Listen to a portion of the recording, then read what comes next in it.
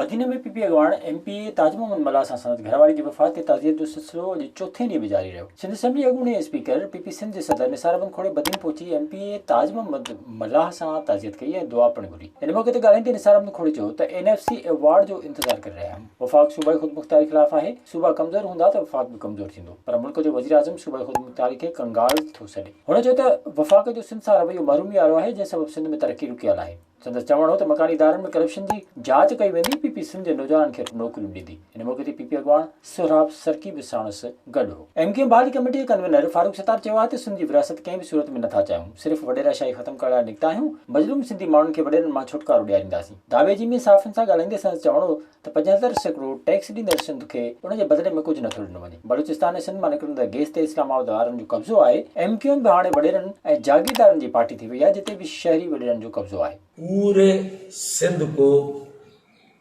एक नज़र से देखा जाए और उनके साथ एक जैसा सुलूक होना चाहिए। जिन्होंने ये तफरीक की है, दरअसल वो सिंध की तकसीम की साजिश कर रहे हैं। सिंध के शहरों में रहने वाले जो हम एमक्यूएम के साथ जुड़े रहे, अब हमें हमारे साथ भी हमारे एमक्यूएम के वडेरों ने सिंध के वडेरों की तरह एमक्यूएम के कब्जा करने वालों ने सिंध के कब्जा करने वालों की तरह जो हमारे साथ सलूक किया, वो आपके सामने है।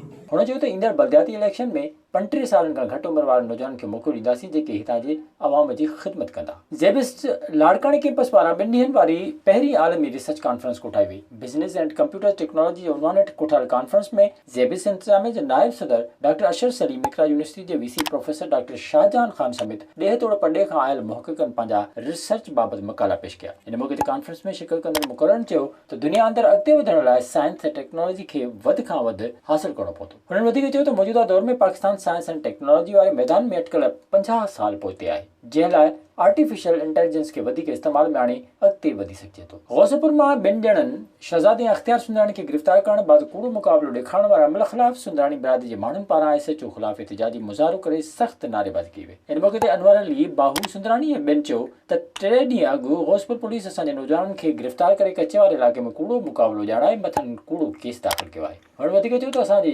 नौजवाननि मथां कंहिं बि थाणे ते केस दाख़िल न आहे। पुलिस असली ॾुहारनि खे गिरफ़्तार करण बदिरां शरीफ़ माण्हुनि जो जीअण जंजाल करे छॾियो आहे। हिननि मुतालबो कयो त उन्हनि सां इंसाफ़ कयो वञे। हैदराबाद भरिसां हाटड़ी में लाइव स्टॉक खाते पारां 2 ॾींहनि वारो एक्सपो मेलो लॻायो पियो, जंहिंजो इफ़्तिताह एमएनए फरियाल टाट कयो। लाइव स्टॉक खाते तरफ़ां पालतू जानवरनि जी नुमाइश लाइ 2 ॾींहनि वारो मेलो लॻायो वियो, जंहिं में मुख़्तलिफ़ नस्लनि जे जानवरनि जी नुमाइश, घोड़नि जी डोड़ ऐं मच्छी जे मुख़्तलिफ़ क़िस्मनि जी नुमाइश पिणु कई वई। मेले में सिंध समेत मुल्क जे मुख़्तलिफ़ शहरनि खां माल वंदन वॾे अंग में शिरकत कई। मेले में मुख़्तलिफ़ क़िस्मनि जा जानवर पिणु आंदा विया। विज़िट कयो अवामी आवाज़ मीडिया ग्रुप जी वेबसाइट awamiawaz.pk